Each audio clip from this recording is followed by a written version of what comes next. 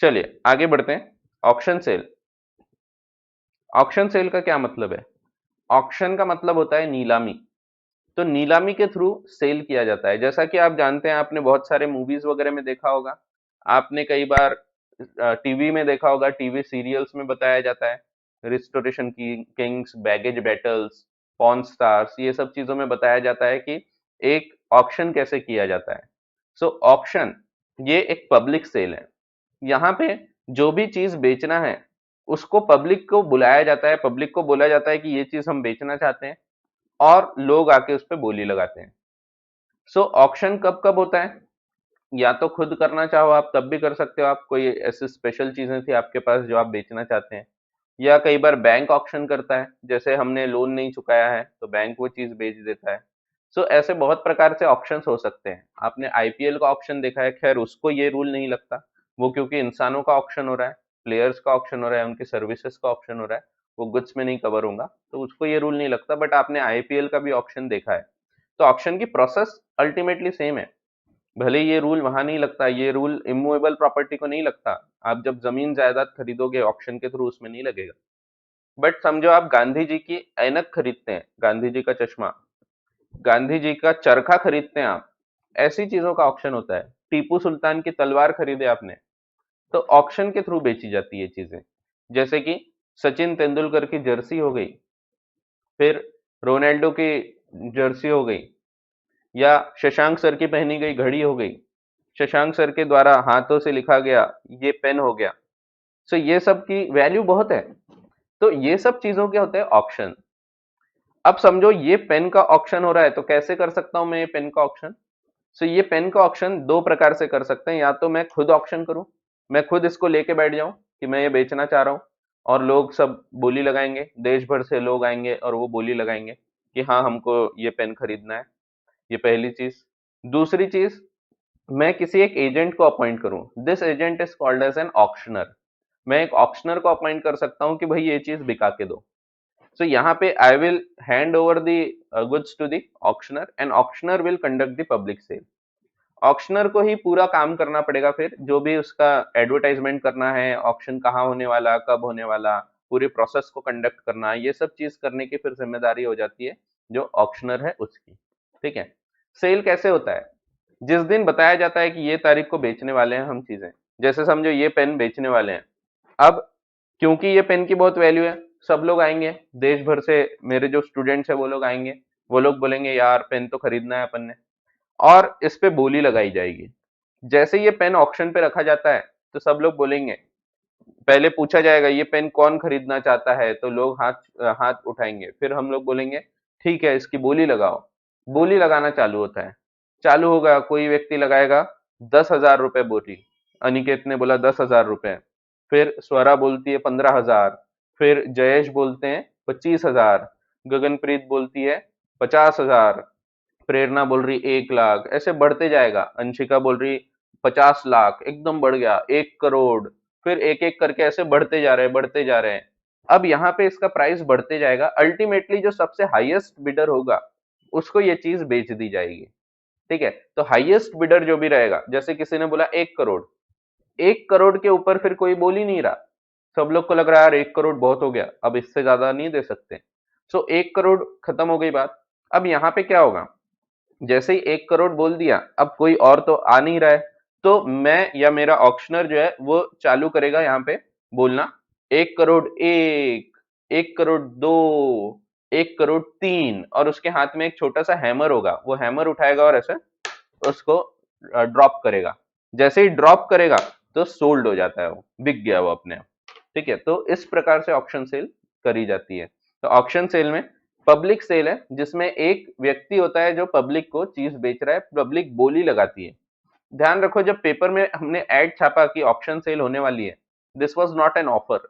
इसके बाद जब एक एक बोली आती है, ये एक एक बोली जो है ये सब एक एक सिंपल ऑफर है।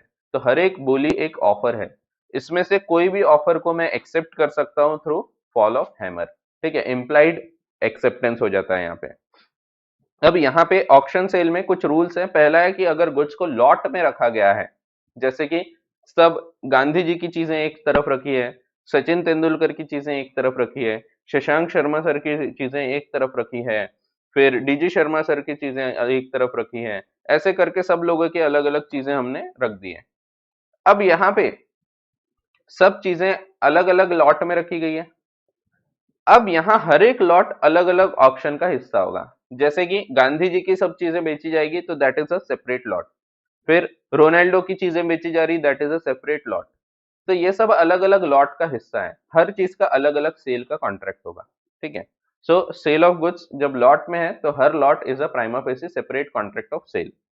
कंप्लीशन ऑफ सेल कैसे होता है? यहाँ पे बाय फॉल ऑफ हैमर होता है, या फिर कोई और कस्टमरी मैनर में, जैसे कि गोइंग गोइंग गॉन, तो जा रहा है, गया, बिक गया।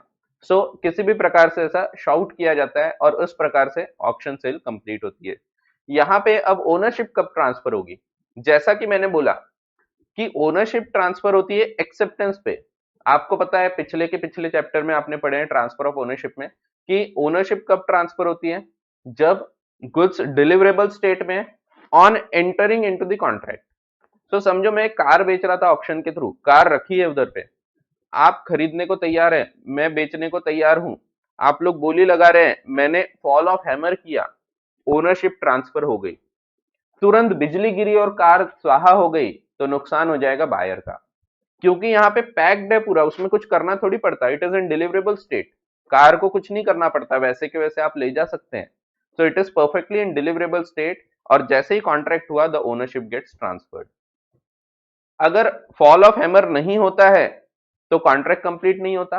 और इसीलिए समझो मैं फॉल ऑफ हैमर करने का हूं, जैसे कोई ने 1 करोड़ की बोली लगाया, 1 करोड़ एक, 1 करोड़ 2, और मैं 1 करोड़ 3 बोलने के ही हूं, उसके पहले वो बोलता नहीं नहीं वापस वापस बोली वापस, तो क्या वो ये कर सकता है? The answer is yes, because यहाँ पे एक्सेप्टेंस तो हुआ ही नहीं।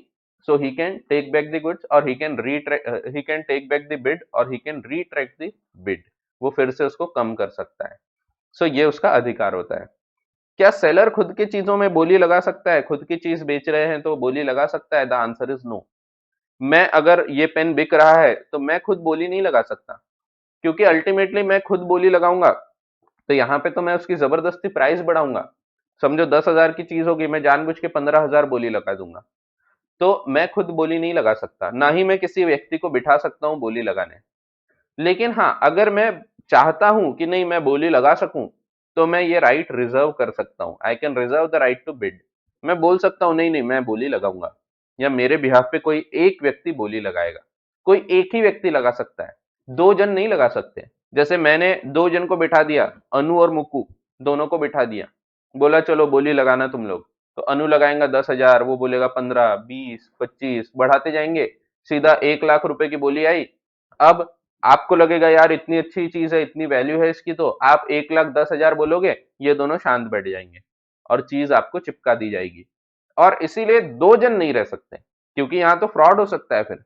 तो पहली चीज बोली लगाना गलत है, अगर आपने रिजर्व नहीं किया है तो आप नहीं लगा सकते, इट इज फ्रॉडलेंट। दूसरी चीज, आपने राइट रिजर्व किया है कि नहीं हम बोली लगाएंगे, तो आप या आपके बिहाफ पे कोई एक व्यक्ति बोली लगा सकता है, पर एक ही व्यक्ति होना चाहिए, एक से ज्यादा नहीं हो सकता। ठीक है, तो ये बताया।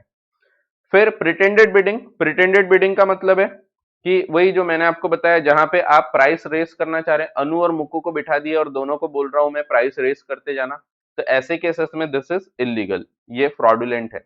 अगर ये पता लग जाएगा तो आप सेल को कैंसिल कर दोगे। ठीक है, तो प्रिटेंडेड बिडिंग ये गलत है। एक्सप्रेसली रिजर्व करोगे तो ठीक है, नहीं तो आप नहीं कर सकते। रिजर्व प्राइस, रिजर्व प्राइस का क्या मतलब है? रिजर्व प्राइस इन्हें मिनिमम प्राइस फिक्स कर देना। अब देखो, कई बार ऐसा हो सकता है कि इसकी वैल्यू है समझो 10,000 रुपए। अब आपको पता है कि 10,000 रुपए, मेरे को पता है 10,000 रुपए, तो आप लोग एग्री करते हैं आपस में कि देखो अपन लोग क्या करेंगे ना, एक दूसरे के विरुद्ध अपन बोली नहीं लगाएंगे। अपन जो भी भाव रहेगा अपन खरीद लेंगे 1,000 रुपए, 1,200 रुपए में, और फिर बाहर मार्केट में जाके इसको 10,000 में बेच देंगे, और जो भी अपना प्रॉफिट होगा 9,000 रुपए का, वो 9,000 रुपए से अपन मस्त पार्टी करेंगे। अब ये क्या है? ये इलीगल नहीं है। आप अगर ऐसा करते हैं कि हम लोग एक दूसरे के विरुद्ध बोली नहीं लगाते, तो आपकी इच्छा है, मैं क्या कर सकता हूं उसमें। सो ऐसे केसेस में आप लोग ऐसा कर सकते हैं, और इसीलिए मैं एक रिजर्व प्राइस रख दूंगा। क्योंकि मुझे पता है इसकी वैल्यू 10,000 रुपए तो है ही। सो मैं उसका एक मिनिमम प्राइस रख दूंगा, रिजर्व प्राइस 10,000 रुपए। इसके ऊपर ही बोली लगाई जाएगी। इसके कम अगर प्राइस आते हैं, इससे कम आता है अगर अमाउंट, तो फिर ये नहीं बेचा जाएगा। This is called as reserve price.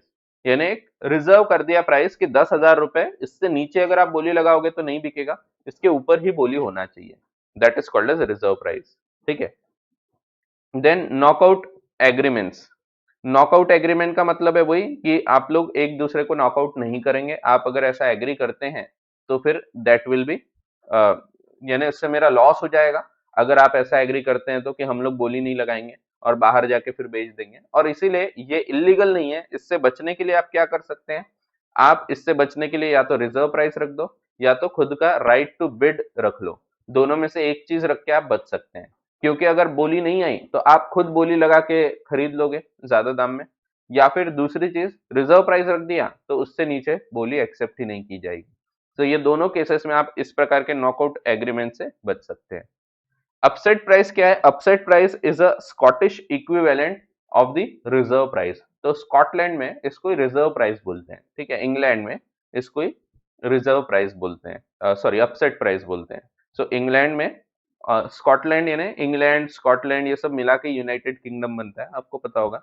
तो इंग्लैंड, वेल्स, तो ये सब है। सो स्कॉटलैंड, वहां पे इसको अपसेट प्राइस बोलते हैं, रिजर्व प्राइस। डैम्पिंग। डैम्पिंग का मतलब है किसी भी ऐसे चीज, अनलॉफुल चीज, इलीगल चीज जिसके द्वारा आप ऑक्शन सेल से लोगों को दूर ले जा रहे हैं। आप चाह रहे हैं कि ऑक्शन सेल फेल हो जाए। जरूरी नहीं कि आप दूर ले जा रहे हैं, कई बार आप वहीं हो लेकिन आप उसको फेल करना चाह रहे हैं। जैसे समझो मैं एक कार बेचने को लगाया हूं ऑक्शन सेल पे।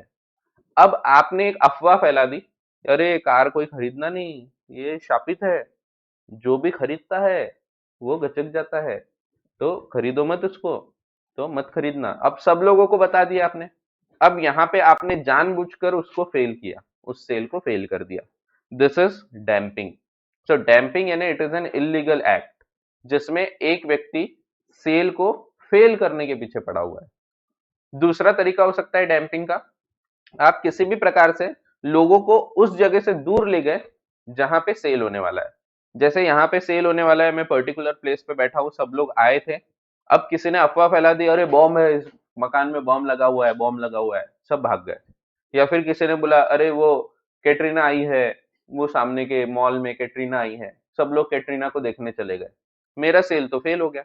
सो ये डैम्पिंग है। डैम्पिंग इलीगल है। अगर पता लगता है डैम्पिंग हो गई तो मैं एक्शन ले सकता हूँ।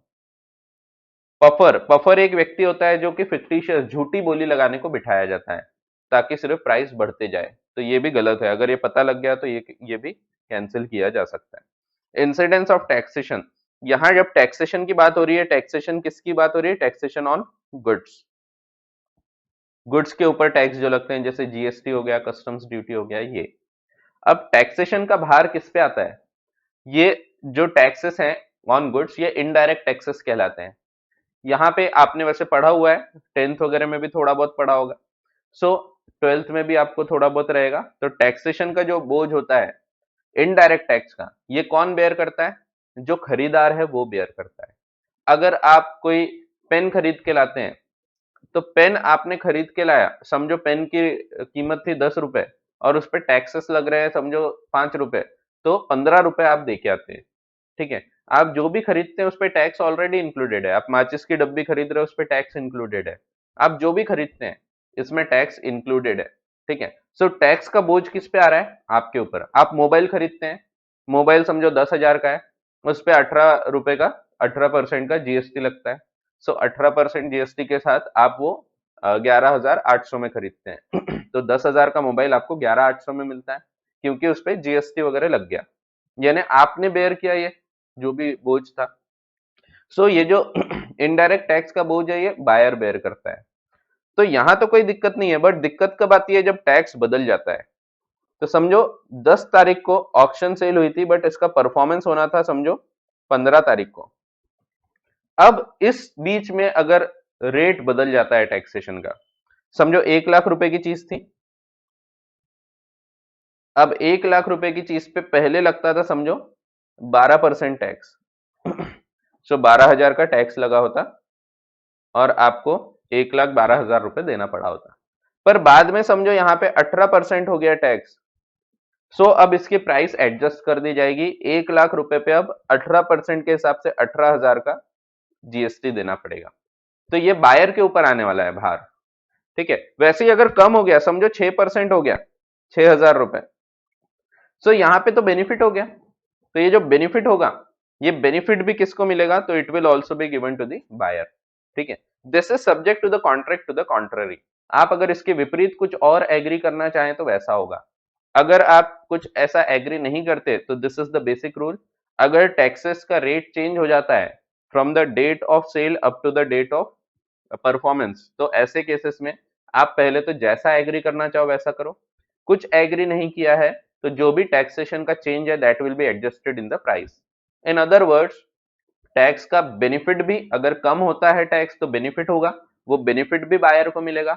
अगर टैक्स बढ़ता है तो उसका नुकसान जो है, that loss will also be borne by the buyer. So ultimately buyer को ये बेयर करना पड़ेगा। ध्यान रखो, ये टैक्सेशन कौन सी बात हो रही है, taxation on goods, indirect taxes. तो ऐसा है। यहां पे आपका ऑक्शन सेल का टॉपिक भी कंक्लूड होता है। अगली क्लास में हम पार्टनरशिप एक्ट से चालू करेंगे। एक सिंपल सा एक्ट है पार्टनरशिप एक्ट भी, बहुत ही आसान सा एक्ट है। अपन उस पर बहुत डिटेल में चर्चा करेंगे। और जैसा कि मैंने आपको बताया था कि पूरी क्लास अपनी एकदम अच्छे से चलेगी, 100% कवरेज होगा। आप देख ही रहे हैं, आपको इसका फायदा जरूर मिलेगा, ठीक है। तो कोई डाउट होगा तो पूछ लो, नहीं तो अपन क्लास में यहाँ कंक्लूड करते हैं।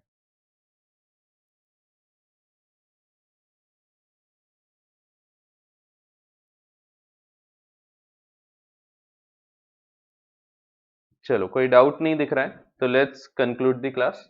अगली क्लास में अपन आगे की बातें करेंगे।